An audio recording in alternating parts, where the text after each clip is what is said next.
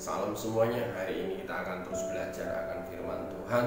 Tiap hari kita akan mempelajari apa yang Tuhan ingin tunjukkan hari demi hari. Karena Tuhan inginkan kita menjadi umat Tuhan yang cerdas, umat Tuhan yang memiliki pengertian, umat Tuhan yang bijaksana.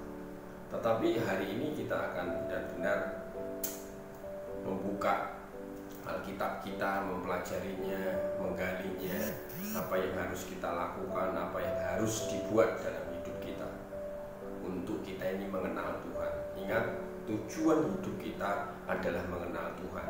Tetapi cara untuk mengenal Tuhan itu kita kadang tidak mengerti caranya seperti apa.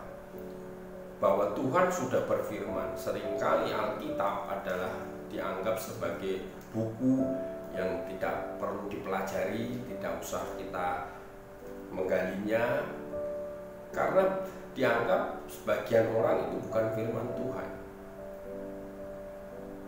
Tetapi orang-orang yang mengerti bahwa Alkitab ini adalah firman Tuhan, dia akan mempelajari, mengerti bahwa ini adalah suara Tuhan.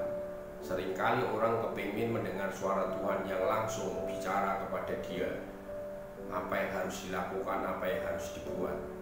Tetapi kalau kita ingin mengenal Tuhan, bacalah Alkitab, kita akan mengenal Tuhan. Nah, ketika kita mengenal Tuhan melalui Alkitab, kita mempelajarinya dengan detail, menggalinya, kita akan menemukan rahasia-rahasia. Nah, itu yang akan ditunjukkan Tuhan supaya kita ini semakin dekat dan akhirnya kita terus-menerus mengenal pribadi Tuhan yang sejati. Kalau kita mau belajar, tapi seringkali orang umat Tuhan tidak terus menggali firman Tuhan dan malas untuk belajar. Nah, ini adalah yang namanya siasat iblis atau pekerjaan iblis. Dan iblis seringkali ingin merusak hidup kita dengan cara membuat kita ini tidak belajar akan firman Tuhan. Dia akan menghindarkan kita atau menarik kita untuk kita tidak belajar akan firman Tuhan. Ingat, kemarin lalu kita sudah bicara bahwa kita ini adalah murid Tuhan. Kalau kita adalah murid Tuhan, maka kita akan terus belajar. Dan seringkali iblis berusaha untuk membuat kita tidak jadi murid, untuk membuat kita tidak menjadi orang yang suka belajar. Itu masalahnya. Kalau kita belajar, iblis pasti akan ketakutan. Yang membuat iblis takut dan tidak bisa melakukan apapun juga dalam hidup kita ketika kita ini belajar akan firman Tuhan. Tapi ketika kita tidak belajar, iblis senang. Kenapa? Pekerjaan iblis adalah memberikan kuasanya atau memberikan pengaruhnya untuk mengikat kita supaya kita ini tetap bodoh. Banyak orang-orang Kristen, banyak umat Tuhan yang sampai hari ini bodoh. Nah, kebodohan bukan berarti saya belajar secara dunia, saya pintar, lulusan S3, profesor, doktor. Tapi ukuran Tuhan berbeda dengan ukuran manusia. Kalau ukuran Tuhan, kita bodoh sekalipun, kalau kita pintar, takut akan Tuhan, cinta Tuhan, itu akan dianggap benar-benar adalah orang-orang yang pintar di hadapan Tuhan. Orang bodoh sekalipun, kalau dia takut akan Tuhan, dianggap Tuhan adalah orang-orang yang pintar. Firman Tuhan katakan di 1 Korintus berkata bahwa Tuhan memilih orang bodoh untuk mempermalukan orang-orang yang beriman. Itu artinya apa? Bahwa kebodohan itu pasti ada dalam kehidupan setiap masyarakat atau umat Tuhan. Tetapi kebodohan itu tidak berlaku ketika kebodohan itu ada di dalam kerajaan surga. Kenapa? Kalau toh kita menganggap orang itu bodoh tapi takut akan Tuhan dan cinta Tuhan, artinya taat kepada perintah-perintah Tuhan, walaupun dia bodoh, kurang cerdas, kurang pintar, dia akan dianggap Tuhan. Bahkan dipilih Tuhan untuk mempermalukan orang-orang yang pintar, yang cerdas. Tapi banyak orang yang cerdas orang yang pintar menurut dunia itu tambah dipermalukan. Menurut orang-orang di dunia, orang-orang yang begitu cerdasnya, begitu jeniusnya, kalau dia tidak takut Tuhan, maka dianggap itu adalah bodoh, kebodohan. Kenapa? Karena mereka tidak takut Tuhan. Karena mereka adalah orang-orang yang benar-benar kehidupannya tidak mementingkan Tuhan. Ingat, kalau kita mementingkan Tuhan, maka kita dianggap orang-orang yang bijaksana, cerdas di hadapan Tuhan. Maka kita harus terus belajar. Nah, apa kata firman Tuhan ketika kita mendengar ada orang bodoh dan orang bijaksana? Dan saat ini di gereja bisa saja menjadi orang bodoh di hadapan Tuhan. Nah, kita belajar akan firman Tuhan. Firman Tuhan Amsal pasal 1 berkata demikian. Amsal 1 ayat 7. Takut akan Tuhan adalah permulaan pengetahuan, tetapi orang bodoh menghina hikmat dan didikan. Perhatikan, takut akan Tuhan adalah permulaan pengetahuan. Jadi pengetahuan yang asli itu berasal dari kita takut akan Tuhan. Itu adalah sebuah permulaan atau pondasi dasar awal ketika kita membangun sesuatu. Nah, kita nanti akan bicara ada dua orang yang membangun dasar, ya. Nah, orang yang takut akan Tuhan, dia akan terus membangun di dalam dasar, ya, tidak hanya menggali tetapi membangun dasarnya dengan takut akan Tuhan. Nah, takut akan Tuhan ini seperti apa sih? Orang bijak itu adalah orang-orang yang di mata Tuhan adalah orang-orang yang takut akan Tuhan, yang dia tahu bagaimana membangun pondasinya. Ini adalah orang-orang yang takut akan Tuhan. Tetapi orang-orang yang bodoh adalah orang-orang yang tidak suka didikan. Atau firman Tuhan katakan bahwa orang bodoh itu selalu menggunakan atau kekuatannya atau kepintarannya. Secara dunia mungkin pintar, tapi dianggap Tuhan saja tetap bodoh. Firman Tuhan katakan di Matius 24 ayat 27. Ini perikopnya adalah dua dasar. Perhatikan. Setiap orang yang mendengar perkataan ini dan melakukannya, ia sama dengan orang yang bijaksana yang mendirikan rumahnya di atas batu, kemudian turunlah hujan dan datanglah banjir. Lalu angin melanda rumah itu, tetapi rumah itu tidak rubuh sebab didirikan di atas batu.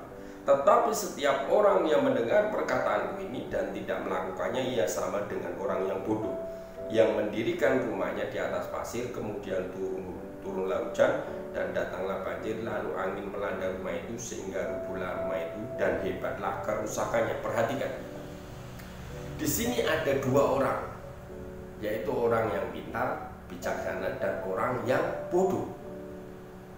Perhatikan, orang yang bijaksana adalah orang-orang yang mendengar firman Tuhan dan melakukannya. Tapi orang bodoh adalah orang yang mendengar saja tapi tidak melakukan. Nah, banyak umat Tuhan, banyak gereja Tuhan yang sama seperti ini. Mereka ke gereja mendengar saja tidak melakukannya. Lah, kalau contohnya hal ini terjadi dalam umat Tuhan, maka umat Tuhan akan dikatakan seperti orang tersebut. Ada dua hal, bijaksana atau bodoh. Nah, kita termasuk orang yang mana? Orang bodoh atau orang bijaksana? Tapi ingat, orang bodoh mendengar tapi tidak melakukan. Nah, kita jadi bagian yang mana? Orang bodoh atau orang yang bijaksana? Tapi seringkali kita ini menjadi umat Tuhan yang mendengar setelah itu lupa, ya. Apa yang terjadi? Banyak umat Tuhan yang mengalami kesulitan, kesusahan dalam hidupnya ketika pondasi mereka yang dibangun tidak kuat. Orang bijak, orang cerdas di hadapan Tuhan selalu membangun dasar tadi. Takut akan Tuhan adalah permulaan pengetahuan.